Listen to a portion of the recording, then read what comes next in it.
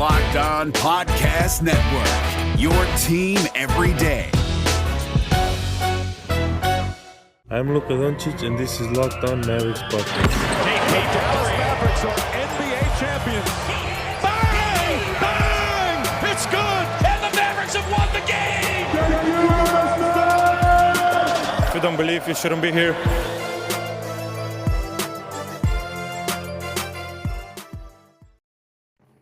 And welcome. You are locked on to the Dallas Mavericks. My name is Nick Angstadt, media member and coordinator for the Locked On Podcast Network. And joining me, as always, my co-host, contributor at Mavs.com, the Beat the Bucks boy, the One More Thing King. What you got for me, Isaac Harris? Oh, we have a marvelous bounce back win for the Dallas Mavericks. But more importantly, we're joined by the one, the only, from the man from the land down under, Kane Pitman.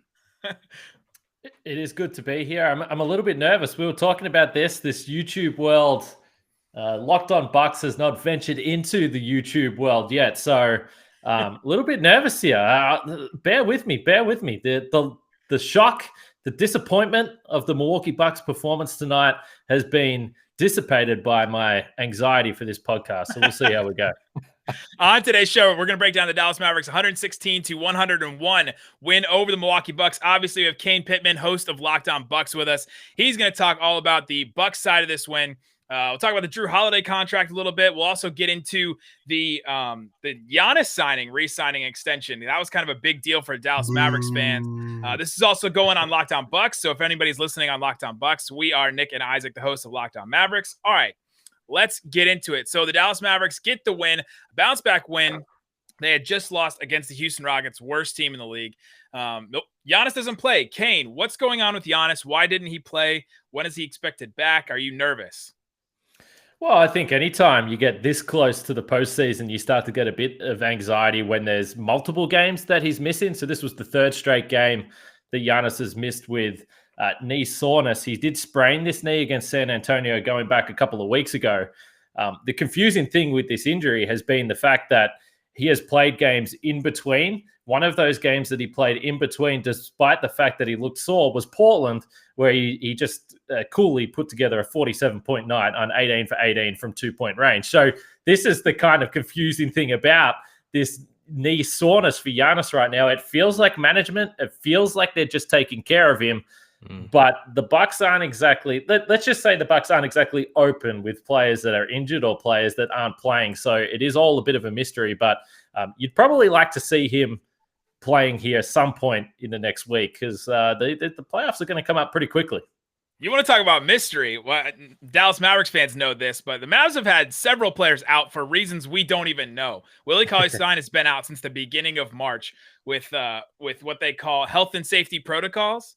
And we're like, oh, he tested positive. And then he got the vaccine the other day. And so we're like, no idea what's going on with him. Why is he still out? Tyrell Terry's been out with personal reasons for over a month, maybe more than that. So, yeah, I totally understand what you mean by that. And by the way, we're like 40 days away from the play-in games. That's wild to start thinking about that, to start looking at the playoffs, and to start that becoming a real thing. I have a couple questions about the Bucks, though, and we'll kind of get into this game a little bit. The Bucks right now would play Miami in the first round. Does that make you nervous as a team that, beat the Bucks last year, and it's kind of a big deal, and they're this sort of like dark horse team in the East right now? I would say that the play-in seeds right now and the bottom seeds in the East are full of landmines, and I think it's the same in the West. To be fair, your team being one of those, that you're sort of hovering around that range of being a potential scary first-round matchup. But yeah, Miami would not be ideal in the first round. Boston would not be ideal in the first round. There's a bunch of teams that have been hovering around there. We were talking about the Raptors a lot. They look like they're a little too far gone at this point. But yeah, I mean, this first round and this playoff run and this playoff race is going to be extremely interesting to see how it plays out, because the Bucks right now, and this is why a loss like not so much tonight, you guys are a good team, there's no Giannis, but the loss against Golden State a couple of nights ago where you have a big lead and you blow it, that really hurts, because the Bucks are trying to keep pace with the Sixers and also the Nets to try and potentially get that first seed, because if you don't, the situation you lined out is certainly possible. You could get Miami in the first round. If you beat them, great. Now you got Philadelphia potentially, and if you beat them, great. You've got Brooklyn in the conference finals. So you're talking about a disastrous run through the postseason. So these games, for that reason, do matter. But yeah, you got to be a little bit scared if you're a Bucks fan. Kane, do you know what LeBron would call that? The hardest championship ever won. That's what LeBron It probably would be it probably would be his hardest road through the Eastern Conference, considering he had a cakewalk for a decade. Right, yeah. LeBron never had to deal with a run like that. Let's be clear. I was going to say this about the Giannis injury stuff. I think it just speaks to the league as a whole, too. You know, I was listening a little bit to Doris and Zach Lowe, and they were kind of talking about this whole thing, too, of just this whole schedule right now and so many back-to-backs, and there's hardly any rest days. And, you know, Dallas right now, we're about to have 2 off days with no games. And that's like, I mean, they're referencing it in a media session because it's that big of a deal. Like, whoa, we have 2 off days. And I think so many teams are in that spot. We're seeing so many organizations go to these different links of finding these rest days for their players, and I don't know exactly what's going on with the Giannis stuff, but it sounds like if they are picking these days, he's playing, but then he's setting out too. It does seem like they're trying to do the same type of thing that some of these other teams are doing with their stars of, hey, we have to find some rest days for our big time guys. That feels like the optimistic view of it. And in terms of like, if you're a Bucks fan, you hope that that's all it is, the fact that it's just a bit of management. But, you know, I found it interesting pregame jumping in the call with Rick Carlisle because he was asked about Kristaps and the fact that he was going to play in this back-to-back. And he referenced, as you pointed to, the fact that, well, we got 2 days off. So we're kind of, you know, picking and choosing when we can play and when we can't play him. And for a team like Dallas, who, as we pointed to, this win is really, really important with trying to potentially avoid a play-in, whatever seed you end up finishing in. I think it's going to be really interesting across the league. And for the Bucks tonight, and I already mentioned you guys are in a back-to-back, so it's not an excuse. But for the Bucks tonight, the 6th game on the road trip, they play tomorrow at home, and then they go straight back out on the road for another 3 games. And we're seeing this right across the league. I mean, it's hard for me, and I don't know how you guys feel, but night to night, I just don't know what I'm going to get from the Bucks, who the last 2 years have been so damn consistent. And it's frustrating for the fans, but I'm just looking at the schedule and looking at this team and thinking, how are they not completely exhausted? It makes sense to me. Oh, you're talking to the 2 guys that cover a team that just lost to the Rockets last night, right? Right. Yeah. Like completely. You never know what you're going to get, especially with a young team like the Dallas Mavericks. You're going to get, like, who knows which team is going to show up night to night, and who knows which players are going to show up. And it's so hard to look across the league and be like, oh, that team is really, really good, or that team is really bad, right? You look at the Celtics, they're about a 500 team right now. You're like, oh, that should be an easy win. And then all of a sudden you're like, oh, hold on, there's 2 all-stars on that team, plus Kemba that can be like this wild card, and Marcus Smart can be a wild card and all that. And so you're like, dang, well, you never know 100% what you're going to get from every team. Yeah, so in this game, we'll get to it a little bit. I have one question before we really break down the game. What does Brook Lopez think he is to come into Dirk's house and to try the little 1-legged fadeaway in Dirk's house, Kane? I need answers. I did tweet this out that I feel like any opposition player coming into Dallas, any type of 1-legged fadeaway, particularly from a big man, should be banned. In fact, I don't know if you want to eject that player, but he definitely should at least pick up a tech for doing that. And the even more ridiculous thing about this was the fact that he hit 2 of them. With Porzingis guarding him, it was ridiculous, absolutely ridiculous. He pulls out that shot a lot. But yeah, I thought that was a little bit rude doing that in Dallas, no doubt. He does that shot a lot. You've seen him, like, he pulls that shot off all the time in games. Yeah, and he's got a ridiculous percentage. I don't have the numbers, but it feels like he hardly ever misses them as well. And it's not only does it seem, I mean, you can't defend it clearly. I mean, if the 7'3" Porzingis can't get a hand up to stop it, then no one can. But it does seem, for a man that huge, it seems kind of unnecessary that he needs to pull out that shot. I mean, does he really need to be doing that? Surely he can get something easier. Hey, how bad is PJ Tucker? He didn't play. He's hurt right now. How much have you seen him play? Well, it's been a little bit frustrating because he only played a couple of games, but one of the games that he played, and the big question mark with PJ Tucker was, how much has he got left in the tank? Is he a guy that can still defend to the level that you guys certainly in the West have seen in the past? And the Bucks played a game against Boston, And within that one game, he switched onto Jason Tatum and completely shut him down. Then on the next possession, he switched onto Jaylen Brown, shut him down. And then on the next possession, he switched onto Kemba Walker and shut him down. And everyone's like, okay, this is the guy. This is the guy. Put him out there with Drew Holiday and Giannis, and you're really cooking with gas. And then unfortunately, this calf strain has had him sidelined for a couple of weeks now. So again, mystery. Who knows? Who knows when he's going to come back? But Bucks fans have their fingers crossed for sure. Yeah. Coming up, we're going to get into this game, talk about how the Mavericks pulled this off when it was looking like the Bucks were going to pull away from this game and win. We'll talk about that with Kane coming up. But before we do, we got to talk about Built Bar. It's a protein bar that tastes like a candy bar. They're absolutely delicious. They're the best tasting protein bar I've ever had. Kane, what's your favorite Built Bar? Anything with coconut, which, by the way, I was absolutely pumped that coconut won. Which bar was it that won the Built Bar Madness? It was coconut something. Chunk. That's the favorite among lots of people, including myself. Absolutely. Coconut, almond, coconut available right now. You can also get the double chocolate, the raspberry. Incredible flavors that you can get at BuiltBar.com. Use that promo code LOCKED15 to get a 15% off your next order when you go to BuiltBar.com. You can also get a whole bunch of other stuff. I actually have stuff in my cart right now. I should probably use that promo code to get that stuff out of my cart. You get rewards, all kinds of stuff with Built Bar. It's a low calorie, low sugar, high protein, high fiber, great for a keto diet. They're incredible. Go get them. Kane loves them. We love them. Go get some Built Bars today. Speaking of today, get all the sports news you need in under 20 minutes with the Locked On Today podcast. Host Peter Bukowski updates you on the latest news in every major sport with the help of our local experts. Follow the Locked On Today podcast on the Odyssey app or wherever you get podcasts. All right, Kane and Wizard, let's get into this game. So Giannis doesn't play. Bobby Portis gets the start, and Bobby Portis is the prototypical player that just destroys the Dallas Mavericks. Julius Randle, Bobby Portis. Isaac, who's another like big man type guy that just destroys the Mavs like this? I was going to say who's someone else Bobby Portis destroys. I was going to say Mirotic, but that's a throwback name. I mean, DJ Augustine, I feel like he's a champion of destroying the Mavericks, but Rodney Hood. But yeah, Bobby Portis, he does, but I'm not going to lie. Every time he got switched off on Luka tonight, I enjoyed it. I enjoyed it a lot. How has Bobby Portis been on this team? Because I've seen like random stuff from him where he'll have really good games, and it seems like he's fit into that rotation and become a real like crucial part of this team almost. Yeah, he's super solid. I mean, the one thing we know that the Bucks did in the offseason by changing their roster, trading for Drew Holiday, they became more top-heavy than they've been in the past, and they do rely on their stars more than they have in previous years. So Bobby Portis has really been the first big off the bench. He's always willing to score. That's one thing we've always known about Bobby, but he'll rebound. I mean, you saw tonight, you don't have Giannis in the lineup. You put Bobby Portis in there, he's going to hit the glass on both ends.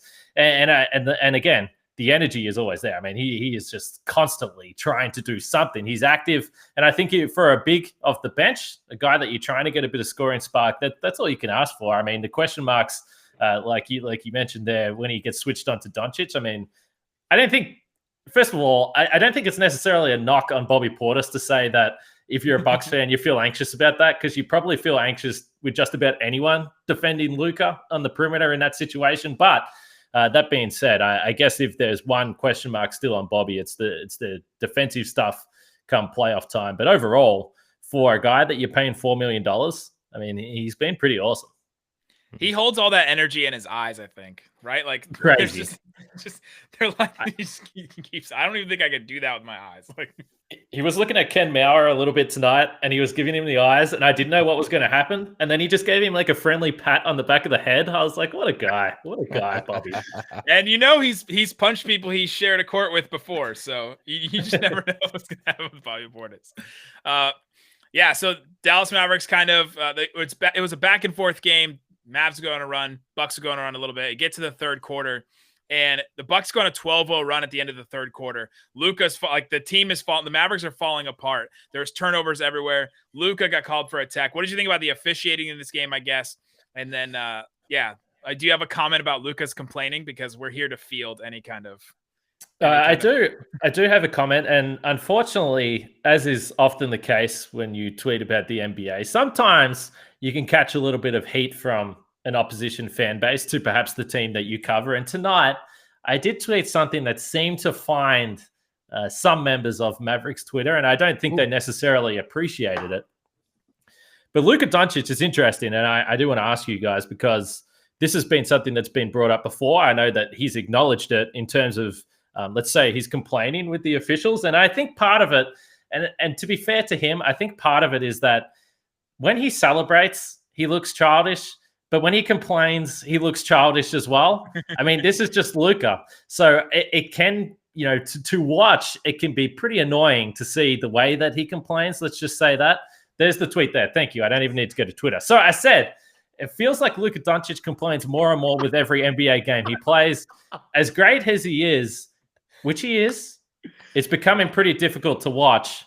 And I do wonder how Mavericks fans and how you guys feel about that. Is this something that's generally acknowledged with the fan base, that he complains a lot?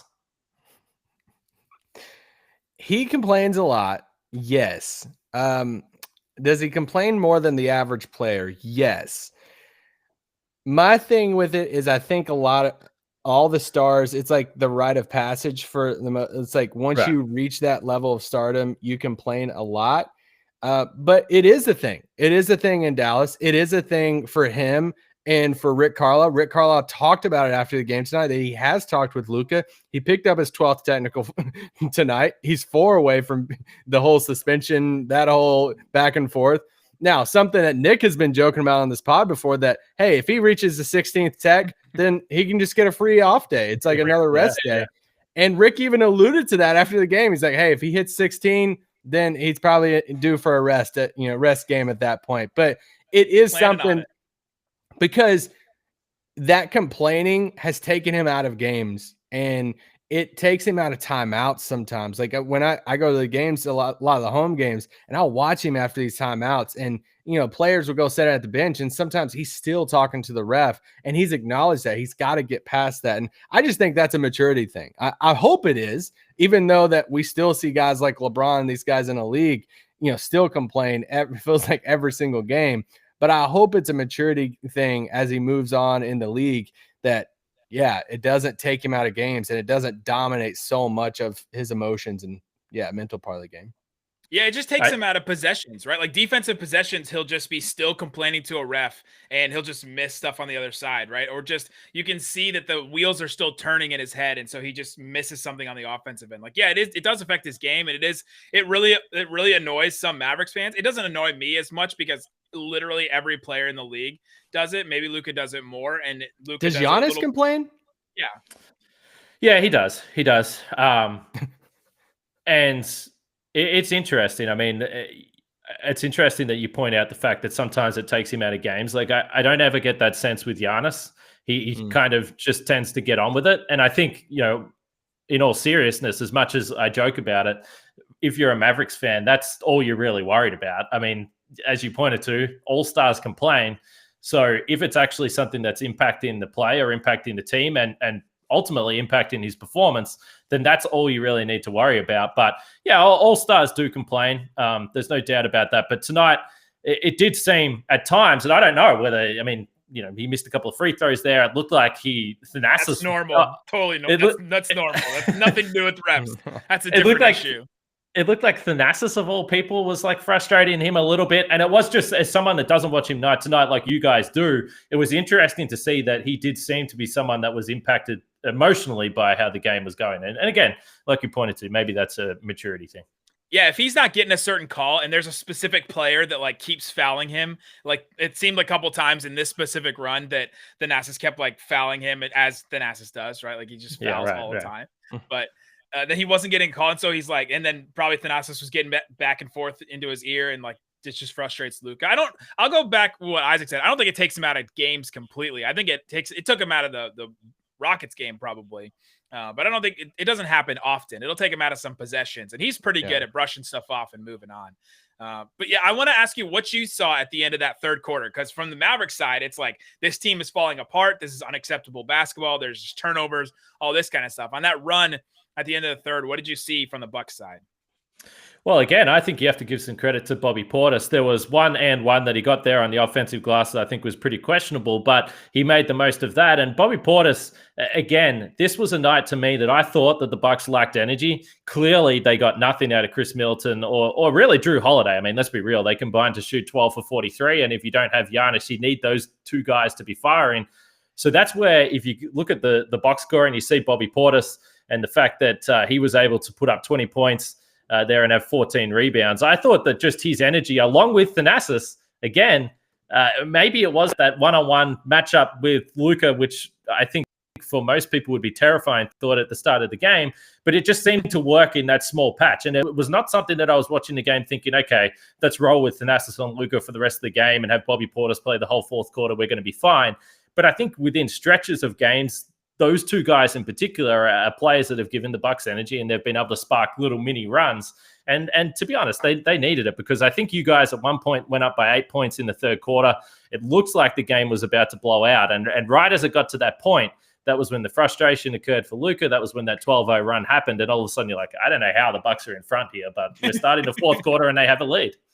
Yeah, the Mavericks fall apart. It happens. We'll get to the fourth quarter and how the Mavericks showed their maturity, I think, in that fourth quarter and really came back and really responded both to the Houston loss and to this Bucks team, and did a really good job towards the end of this stretch. So we'll talk about that with Kane coming up. But before we do, betonline.ag, it's your one-stop shop to get everything you need and to put some money down on some sports. Look at this. NBL action right here, Kane. We have some Southeast Melbourne Phoenix versus, I don't know how to say this word. Say this word for me. Who are they playing? Illawarra Hawks. Yeah, you got to zoom in for me. My eyes aren't that good. That's LaMelo Ball's team. Come on, man.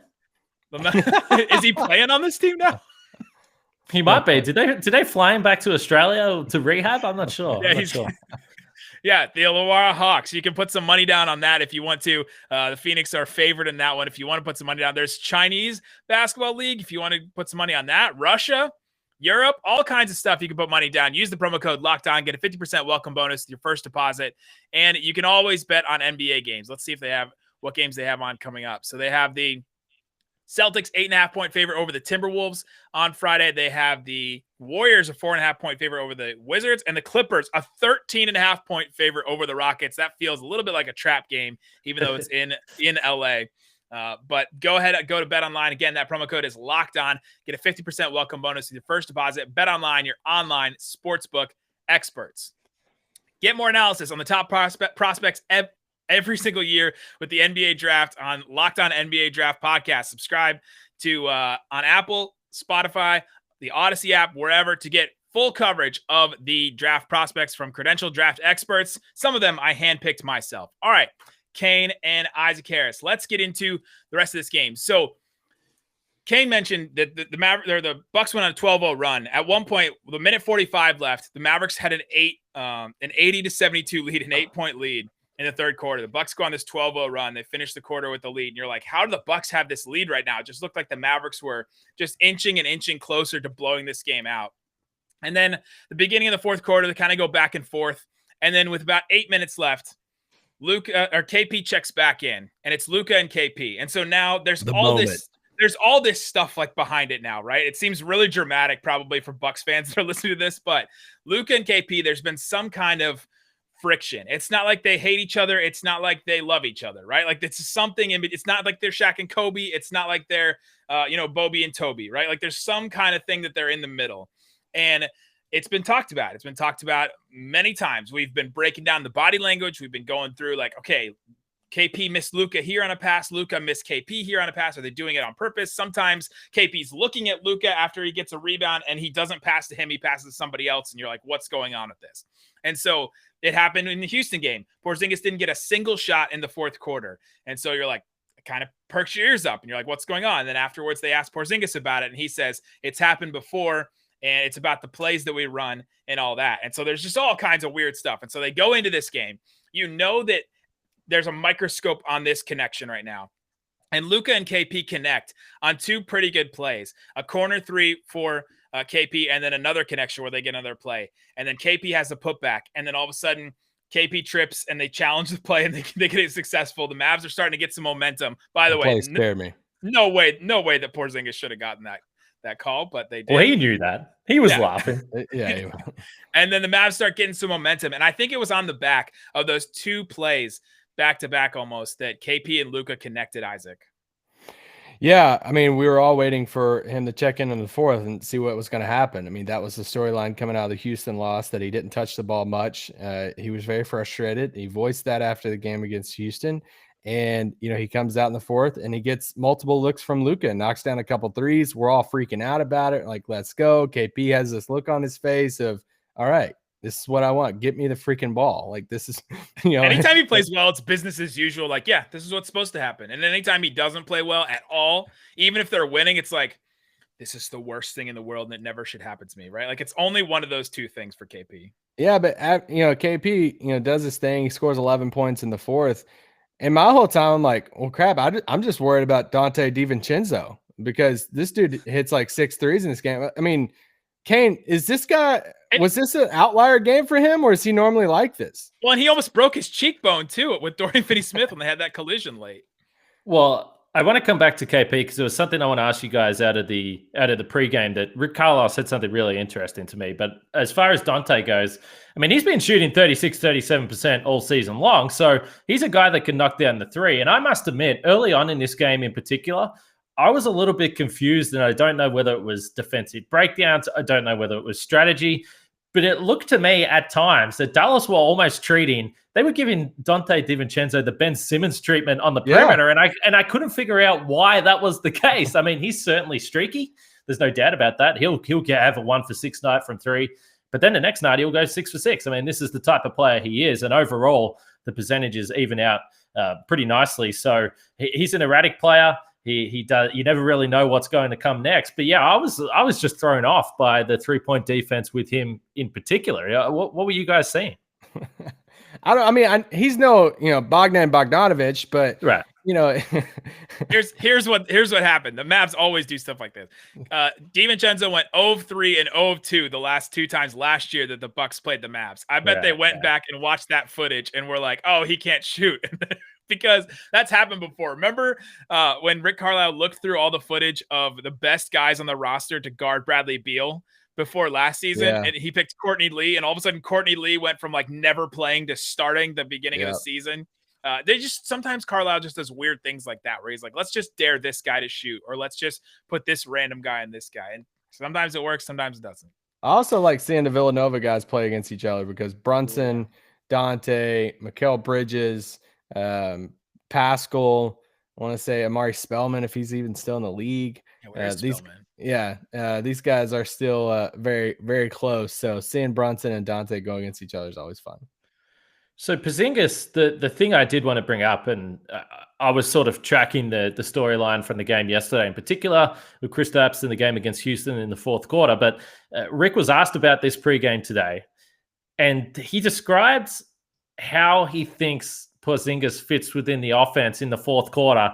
And I was very confused because Porzingis clearly is a skillful offensive player. He can bring more to the table than just stand in the corner.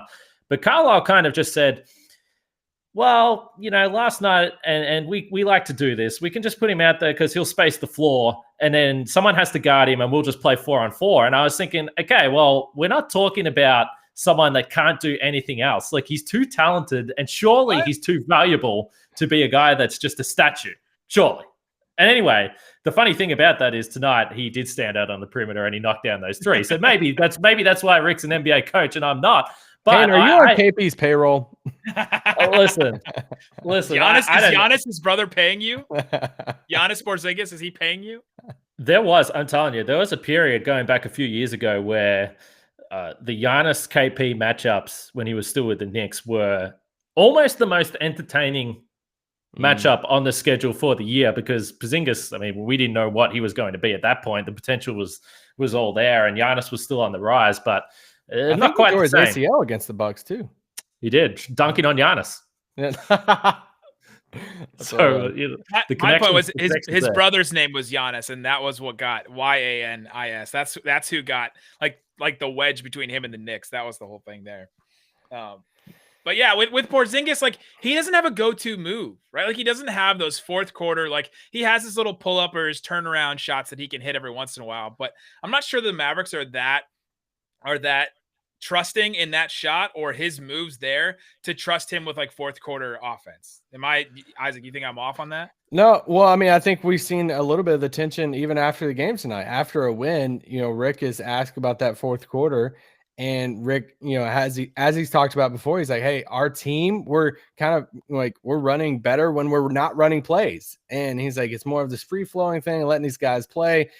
And then KP's asked about what happened in the fourth and in the play calling, because he mentioned the play calling after the loss against Houston. He's like, "Yeah, it's this and that, but at times we need to run plays." So like there are for whom though? For who? Yeah, but that's the thing. It's like it's very clear that there's two different opinions on what should be happening in the fourth quarter, but it worked out tonight. Yeah, when you have Luka anyway running the show, I think Rick might be onto something there. Let Luka have the ball in his hands and create, because the guy's an absolute magician. And I thought tonight, I mean, as far as the Bucks defense goes, we've seen all season long that as they've been trying different things, they've been switching, and they switched a lot tonight. We saw that a lot. That's not something they did in previous years. It's a different Milwaukee defense, but they've had trouble with overhelping all season long. And tonight, not only were they late on their rotations from the weak side, but the help at times, and I'm only singling out Chris Middleton because I remember a couple of occasions where this happened, where he tried to help. Yeah, and he tried to help on the Luka penetration. But if you're going to help, you have to at least put a body on him. And he didn't do anything. He just kind of took a couple steps towards him and then left his man wide open on the perimeter for an open three or a ball swing. So, yeah, I just thought there was a lot of disconnect for the Bucks defensively, which, again, when you're going up against Luka, it's probably not a good idea. You cannot hedge against Luka Doncic, right? You have to either commit fully to the trap and go straight for it and try to get the ball out of his hands, put it in Josh Richardson, put it in Dorian Finney-Smith, somebody else, or you have to be a really, really good switching team and have guys that can handle him because they'll find the mismatch and they'll just attack it. And in the fourth quarter, it's the way they do. Kane, can I ask you this question before we go? Were you ever scared that Giannis was going to team up with Luka in Dallas? Well, I'm a little bit selfish, and I mentioned this to you guys before we started recording here. I mean, there's Giannis not only... I mean, we found out tonight, and I love Drew, love Chris, love all these guys, but when you're watching this team night to night, the experience is just different when Giannis isn't out there. So not only would I have felt bad for the city of Milwaukee, which essentially has become a second home for me, I would have felt bad for my own viewing experience watching this team and covering this team on a daily basis. So to say that I wasn't scared at all of him, not only potentially going to Dallas or Miami or Toronto, yes, I was. I was confident he was going to stay, but you couldn't get those dark thoughts out of the back of your mind. There's no doubt about it. You mean you weren't excited about having locked on Sam Merrill? Or I don't think this podcast existed during the Monte Ellis, Brandon Jennings days, but yeah, I mean, let's be real. Let's be real. It's going to be tough. It's going to be a tough pull. Whenever Giannis retires or whenever he does leave or play somewhere else, I don't know what we're going to do. I might have to retire. Who knows? You guys, the Bucks pulled out a guy tonight that we all, I mean, we talk about the NBA every day, all three of us. You guys checked in a guy tonight I had never heard of ever. How do you say this guy's name? Mamadi? Oh, no, Mamadou Diakite. Who is this? Careful when you say that, Kane. We're a family-friendly show. This is a Villanova guy. What are you talking about? Come on. You were talking about Villanova guys. Is he really? I didn't know that. I don't know this guy at all. He is literally... This he went to Virginia. Oh my goodness! Yeah, he did go to Virginia. Yeah. Okay. I hate college sports. So just whatever. I was thinking Virginia. Why was I thinking Virginia? Malcolm Brogdon, right? He was a Virginia guy. Yeah. Okay. That's my excuse. He had the blonde hair in college. That's what it was. He had the blonde hair in college. He played in the national championship game. Yes, he did. I remember him now. Oh well. Hit a big shot, actually. Yeah, he did. Yeah, he did. He's a fan favorite, by the way. Let me say that. The Bucks fans absolutely love this guy. He went down and played for the Lakeland Magic in the G League bubble this year, and he averaged like 20 points, 12 rebounds, 4 blocks, or something ridiculous like that. They're pretty excited about this guy. Yeah. Nick and I both liked Jordan Nwora coming out of Louisville in the draft, so I like him. So treat him well. He could shoot a bit. Thanasis, Pat Connaughton. They got a bunch of guys, the Bucks, honestly, a bunch of young guys that you could see potentially breaking into the rotation in future years. They drafted a lot of older guys. Diakite's older, Nwara's older, Sam Merrill's older, but they can all shoot. They've all got NBA skills. So it's just tough, as you guys know, when you have a pretty good team.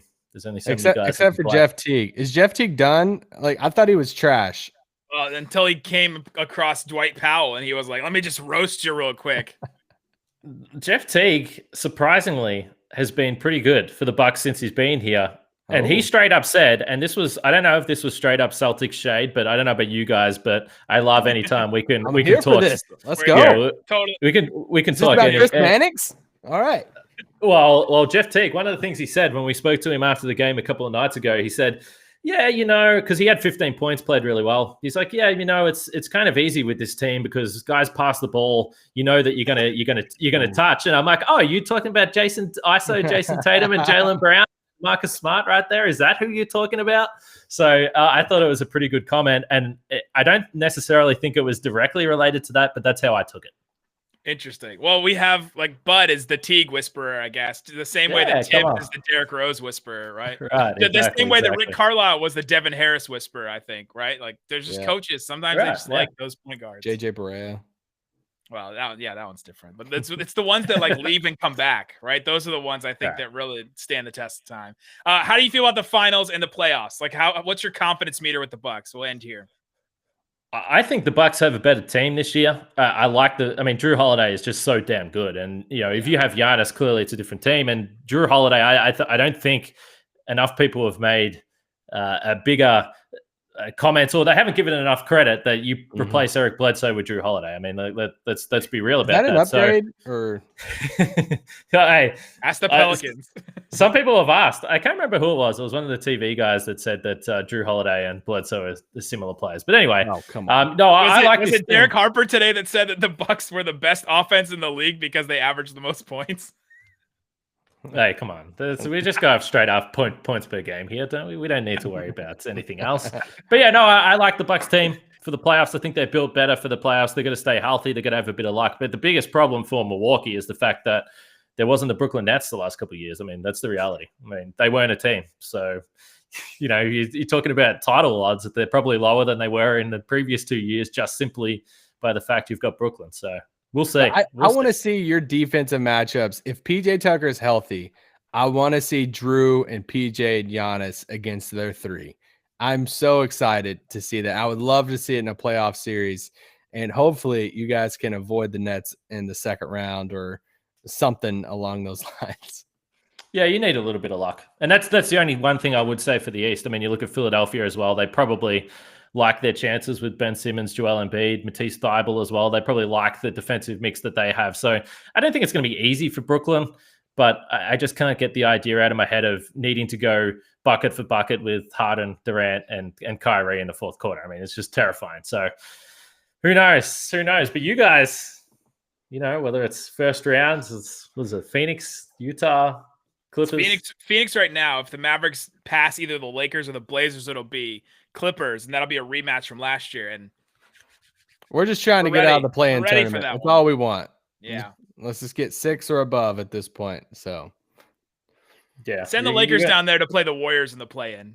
That's what I want. Send the Lakers down there to play in the play-in. What a TV night that'll be. The play-in game between the Warriors, Steph Curry, and the Lakers and LeBron. Hey, we saw firsthand the other night. Like, the Warriors stink. Their roster stinks, but they still got Steph Curry, so they can beat you in a one-off game. There's no doubt about that. It's true. Yep. For sure. You guys can follow Kane Pitman. We'll put a link in the description of this podcast for his Twitter. Also, you can go listen to him on Locked On Bucks. Great show. Obviously, if you're listening on Locked On Bucks, you can follow Isaac and I at Nick Van Exit, at Locked On Mavs, at Isaac L. Harris. We cover Locked On Mavs. Also, go subscribe to our YouTube channel. You'll see Kane's lovely face there and his great Wi-Fi connection from Australia. So shout out. We got Kane all the way down there with his Locked On hat, by the way. that looks terrible on me, so I keep it on the shelf. No, I'm repping. And listen, when we plan to do these post-game shows with other hosts from the Locked On Network, there always has to be one loser. And coming into it that someone is going to come off, the loser. The opposition fan base is going to roast them. So we'll see. We'll see what comes of this. But I'm courageous. Like Luka Doncic with his toe tonight, I battled through. And it's not like we put any of your tweets on blast that maybe have been questionable that Mavs fans may have not liked. It's not like I'm fair. I'm fair. Come on. They can't rip me too much. I feel like it was fair critique. Fair critique. Come on, go easy. Absolutely. There you go. Guys, thanks so much for listening to Locked On